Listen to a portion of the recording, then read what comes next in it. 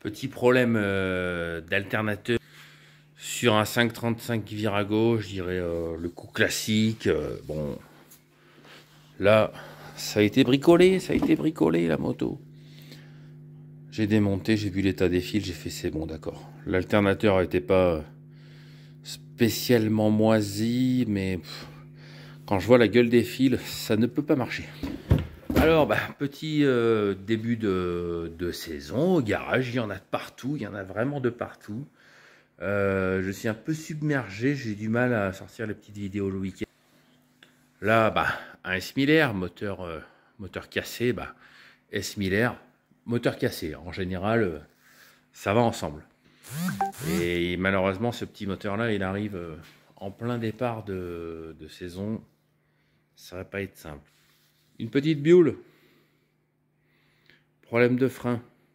Voilà. Bon, après, j'en ai plein d'autres. Soit disant que maintenant, je serai un petit peu dans la spécialité des Ducati. Bon, là, on m'a amené une Diavel. C'est pas spécialement ma tasse de thé au niveau technique. J'ai pas été super bien formé au niveau du 4. J'ai pas été... c'est pas mon idéal technique, quoi. C'est pas mon idéal. Là, on a de la Scrambler. Alors, celle-là, elle est vécue en Guyane. Bon. Toute sa vie, je te raconte pas l'état de la moto. Elle est rouillée, laminée de partout. Le client m'a demandé de la restaurer pour qu'elle roule, de la remettre. Mais là, on est sur une machine vraiment en sale état. Et une petite dame qui m'a apporté son Monster pour une grosse révision, la remettre en état. Ça fait quand même beaucoup de Ducati pour un mec qui à la base n'a pas, on va dire, la racine de la formation Ducati, quoi. Et puis là, ça c'est le Road King à Patrick, parce que Patrick qui avait la moto Morini a aussi une Harley. Sur cette Harley, on a monté un moteur SNS, parce qu'on avait 100 000 km. On a dit c'est aussi cher de refaire le moteur que de mettre un nouveau bloc. Et puis là, je vais refaire la boîte.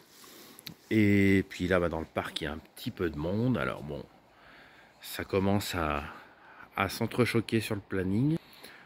On a du Sportster, de la Tracer, du Sportster, de la Harley Crossbone, de la KTM en panne, et me direz-vous c'est normal, de la BM sortie de Grange, de la MV Agusta, de la 125 CBR, de la Road King. Voilà. Ici on a la moto que j'ai récupérée il n'y a pas longtemps. Très content Pépо, très content. Ça, on en parlera plus tard. Mais du coup, à quoi sert cette vidéo? Alors en fait, aujourd'hui, j'ai fait une moto bien spéciale. En fait, quand j'étais gamin, que j'allais chez Yamaha, j'avais ce moment de rêve. Je me disais, waouh, quand tu rentres dans la concession, à quoi tu vas t'attendre quand tu vas chez Yamaha? Qu'est-ce que tu vas voir? Qu'est-ce qui va faire qu'en fait, on va rentrer dans le dream, quoi. On va rentrer dans le rêve. Et tu poussais la porte de chez Yamaha. Moi, c'était d'Abertrand à l'époque, concessionnaire à Grenoble. Tu poussais la porte de chez Yam. Je vais m'asseoir là-bas. Allumer la lumière dans le petit salon du chef. Tu allais chez Yamaha, tu poussais la porte. Oh, Manu, on se croirait dans un truc d'interview de la Luftwaffe. Et puis, oh là là, mieux? Non, pas mieux. Bon, tu poussais la porte de chez Yam. C'était quoi? C'était des biwis, des boosters. Déjà à l'époque, toi tu sortais d'une vieille bleue, ça te faisait rêver. Des 250 TZR, des 240, 250 TDR, des 125 TZR. Tu voyais une 125 TZR à l'époque. T'avais 10-12 ans, tu étais en plein dream. Des 80 Piwi, des 80 YZ, des 125 YZ, des 1100, 1200 FJ, des TDM, ça faisait pas trop rêver ça. Et puis aujourd'hui, voilà un grand-père qui m'amène une moto sortie du passé. Et ça m'a fait un choc, ça m'a fait comme un éclair. Ça m'a rappelé comment Yamaha était audacieux. Comment Yamaha était audacieux à l'époque. Et comment il nous sortait vraiment des merveilles du fond des tiroirs. autant au niveau technologique que au niveau audace. Ah, alors bon, il y a ceux qui savent et ceux qui savent pas. Ça, c'est la 1000 GTS. Donc la 1000 GTS, petite discussion de comptoir hein, de fin de journée. La 1000 GTS, vraiment, quelle icône de la GT à l'époque. Yamaha sortait de la 900 XJ, qui était certes une excellente moto, mais avec une conception technique assez ancienne. Il sortait de la FJ, qui avait quand même un moteur rudimentaire. Regarde la taille du disque. Hein, bon, le monobras, quoi, la taille de l'étrier, ses pistons. Yamaha, en fait, voulait se positionner sur la GT Premium. Il y avait en même temps, à l'époque, en face, chez Honda, la 1000 CBR, qui sortait en même temps, où là, quand même, au niveau finition, on avait quand même un truc qui commençait à envoyer du pâté. Un moteur qui marchait, un châssis qui tenait la route. Et là, Yam s'est énervé très très fort. Ils ont fâché tout rouge les ingénieurs pour nous sortir la 1000 GTS. Alors, quand tu roulais en 1000 GTS à l'époque, moi j'étais en apprentissage chez BMW, mon frère en a eu deux. Quand tu roulais en 1000 GTS, par rapport au paysage motocycliste des années 2000, et que tu te pointais avec ça dans les groupes de moto ou sur les terrasses de bar ou en haut d'école, c'était surréaliste. Châssis périmétrique.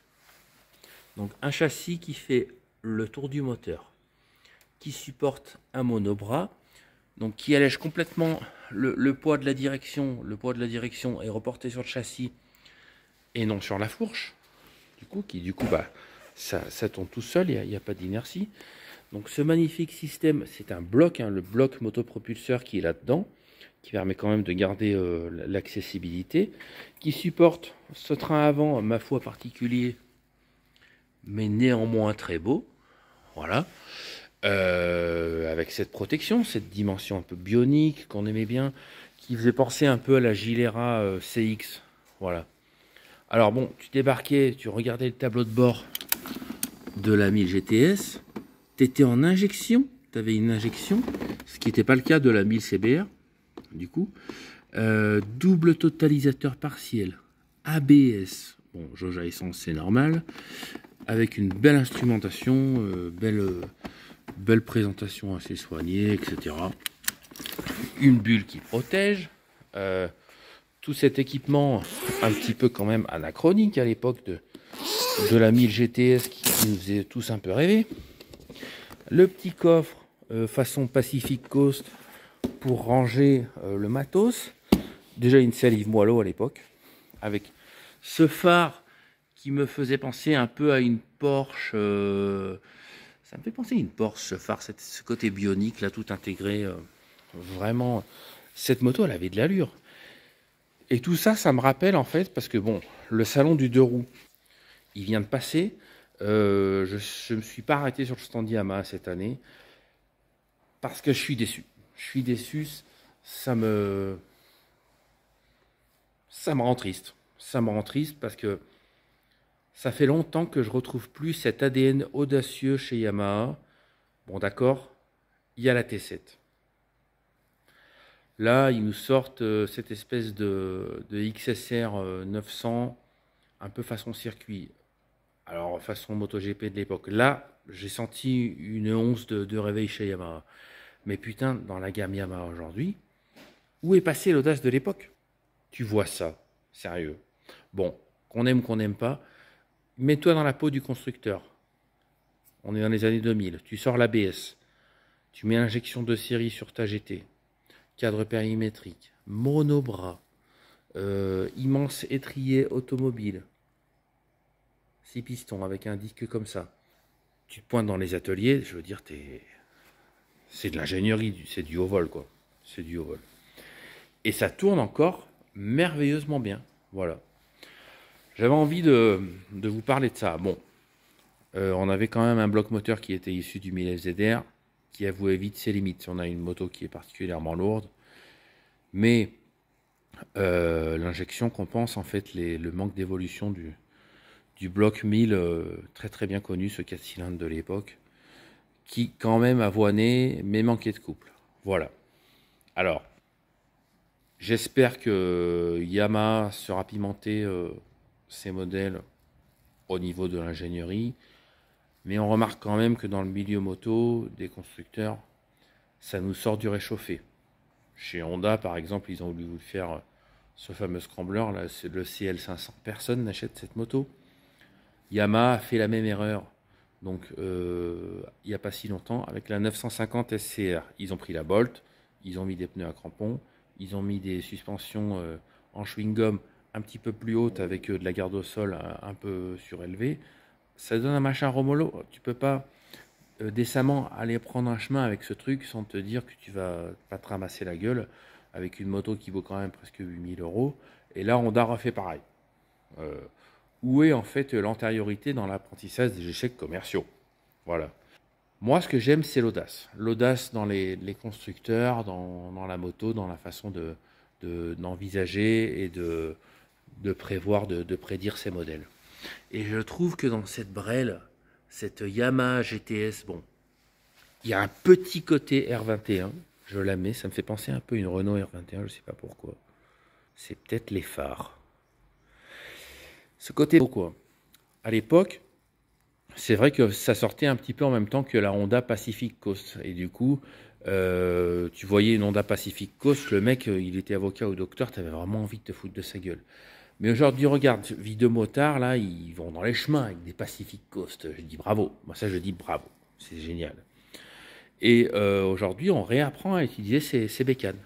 Alors ça, je trouve ça super cool. Mais c'est vrai que si tu voulais une GT à l'époque, à cette époque-là, tu avais quoi en face? Tu avais le 1100 ZZR qui était une excellente machine. Je pense que c'est l'une des meilleures Kawasaki qui soit sortie. Extrêmement fiable, extrêmement solide.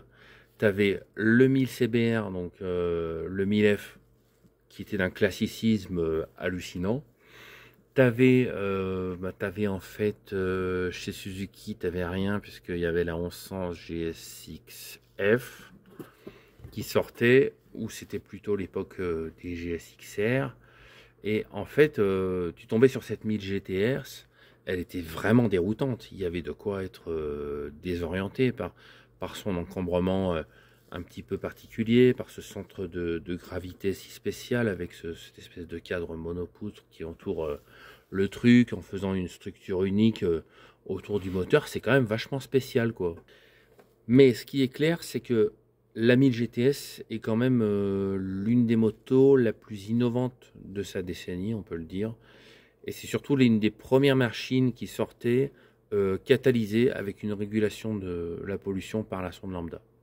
Et ça, on voyait vraiment dans la volonté de Yamaha de rebuter en fait les traditionalistes et de dire voilà, maintenant le nouvel ère de la moto, c'est ça, c'est vraiment on rentre dans le nouveau millénaire, quoi. C'est vraiment comme ça que ça va se passer.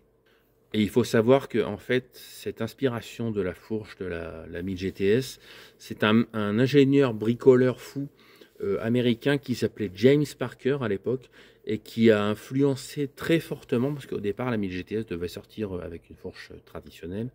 Il a influencé très fortement en fait ce concept chez Yamaha qui avait des accointances, des liens avec Elf.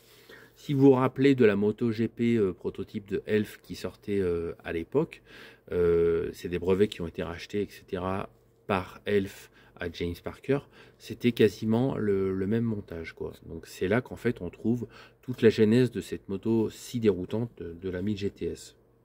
Mais c'est vrai que de par son coût de fabrication, aussi son manque de garde au sol, parce que la bécane, elle a quand même un manque de garde au sol probant. Dès que tu voulais monter un trottoir ou quoi, là avec ta 1000 GTS, tu avais l'air comme un con, surtout s'il y avait la momone derrière avec tous les bagages et tous les trucs, quoi. Là il se passait rien, tu étais sur ta moto comme un couillon dans la ville. Dans la ville, c'était compliqué, mais la stabilité que procurait ce bras oscillant, ce guidage parfait, un rail quoi, en courbe, tu n'avais pas de sentiment de louvoiement. Je veux dire, pour les années 2000, sortir un truc comme ça, Excusez-moi les gars, bravo, bravo Yamaha. Yamaha, je vous demande, je sais que vous ne verrez jamais cette vidéo, vous n'en avez rien à branler, de nous ressortir un petit peu de l'audace comme ça, du piment, faites-nous rêver, les MT-07, les trucs là qui ressemblent à des aspirateurs, ça va pas, ça va pas. Bon, et puis n'oublions pas qu'une 1000 GTS, ça valait à peu près 15 fois le SMIC français à l'époque, donc c'est sorti en 93. Elle s'est arrêtée en 98. La vitesse de pointe, c'était un truc qui comptait à l'époque. Et c'est vrai que tu mettais un ZZR à côté d'une GTS, le mec se faisait pourrir. Mais la GTS était foutu quoi. Parce que le mec à ZZR, il te prenait 300 km/h, 280 facile, débridé. Tu rajoutais 2-3 bricoles, tu étais à 300. Toi, avec ta 1000 GTS du futur, là, tu étais là à 220, 225 au taquet. Parce que bon, il y a un problème avec quand même ces Yamaha, même jusqu'en 2004, je pense 2005, jusqu'à ce qu'ils sortent la 1300 FJR. On parlera bientôt de la 1300 JR. On n'a pas de sixième. On n'a pas de sixième sur les moteurs 1000, on n'a pas de sixième sur les moteurs 1200 XJR. Yam, ils nous font quand même des motos où à 130 km/h, tu es vite à 5000 tours. Donc à 200 km/h, tu es vite en haut du compte tour, quoi. Et ça, c'est un truc qui faisait chier, ça a toujours fait chier, ce manque d'allonge des Yamaha. Je ne sais pas pourquoi les motoristes nous ont fait des Yamaha comme ça, qui pédalaient dans la small. Les Suzuki aussi, voilà. Mais vous voyez, bon, c'est des petites brèves de comptoir un peu succinctes, mais ça me fait plaisir de vous parler de ça. Parce qu'il y a des gens qui tomberont peut-être sur cette vidéo qui connaîtront pas cette drôle de machine. Bon, on parle quand même de 246 kg d'innovation sans les 20 litres d'essence. Les 20 litres d'essence dans le réservoir. Finalement, tu faisais pas tant de kilomètres que ça. C'était genre 350, 370, vraiment en roulant pépère d'autonomie. Avec 20 litres d'essence, finalement, ça consommait le bestiau, quoi. Mais moi, je l'aime, je trouve qu'elle est... Et puis elle est bleue, c'est une Yamaha, c'est bleu, c'est joli, je kiffe. Alors moi, de mes souvenirs de technicien, ce que je me rappelle, c'est ces rétroviseurs, comme les BM qui se déboîtaient, des fois les gens les perdaient en roulant. Tu vois, ça tient avec des ressorts, ils fatiguaient très vite. D'ailleurs, sur les 1100, les R1150 RT, tous ces trucs-là, là, on avait le même système. Viens, on la démarre.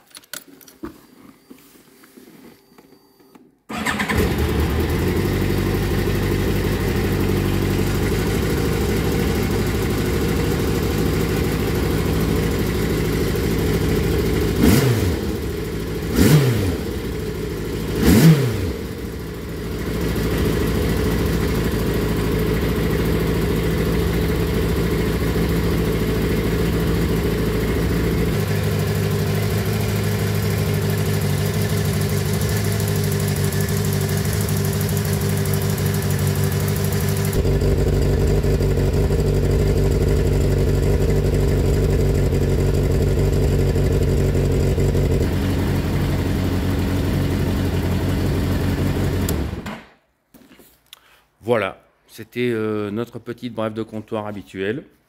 J'espère que ça vous a plu, cette petite échange.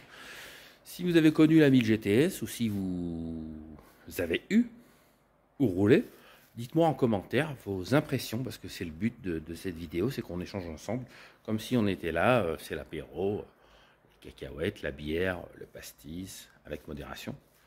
Et on papote de nos expériences, tranquillou, sans aucun... problème. Voilà. Je vous dis à bientôt. Je vous parle de la suite de notre projet Stella Alpina en 125. Et je vous parle d'une moto que j'ai achetée il n'y a pas longtemps. J'ai fait un coup fumant. Alors là, j'ai fait un coup fumant, mais dans le bon sens du terme. C'est-à-dire que cette fois, j'ai eu du pot. Je vous dis à bientôt et merci.